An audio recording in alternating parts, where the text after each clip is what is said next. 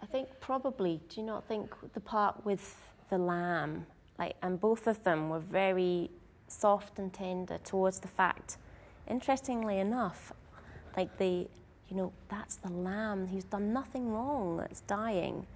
And I think that impact, interestingly enough, it had more of an impact there than it did the fact that Jesus Christ has died for you. But I think that's hard to tell whether or not that completely transferred that truth that, the lamb had done nothing wrong and neither had Jesus done anything wrong. I think when they were really little, they always were very affected by the fact that Jesus died.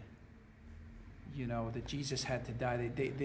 Some other videos that we watched over the years, they always struggled with, or they were always very emotional when it came to the point that Jesus died. They didn't want to watch it. They hid their face. They went to another room.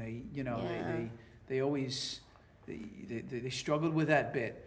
But what the lamb added to that whole thing, there was always an emotional component there. But what the lamb added to that thing was that he'd done nothing wrong. Yep. And that was kind of like a really powerful realization that I think didn't really quite come out in most of the stories that we had kind of heard traditionally, the kind of other ways that they had gotten the information about Christ and the cross and the substitution and everything else. The fact that, wait a minute, they kind of argued with us with that, didn't they? It was like, wait a minute, he didn't do anything wrong. He just, why is he being...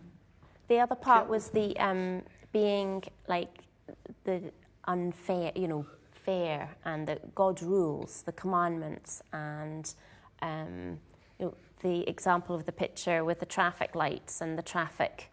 I think they learn about the Ten Commandments at Sunday school or from us, but I don't really know sometimes if the impact of having no rules in life really hit them. But that picture there with the crossroads and the road, that hit them too.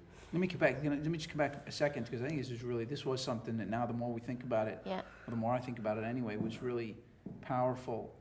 The question that they were asking was, why is the lamb having to die? Because he didn't do anything, But as you go back over again the book, and you use the book as a tool, obviously what they're being shown time and time again, with the hand goes on the lamb, the sin is being transferred to the lamb. Because the lamb now has the sin, he has to die. Because we'd learned earlier in a very clear but simple way that the punishment for sin is death.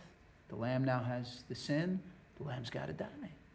So the question's answered, although that kind of got them. The big thing was, what is the lamb didn't do anything wrong, and they went to bed in tears, and thanks a lot. They sent our kids to bed in tears with the book. But hey, that's they're not going to forget that. No, they're not going to forget that.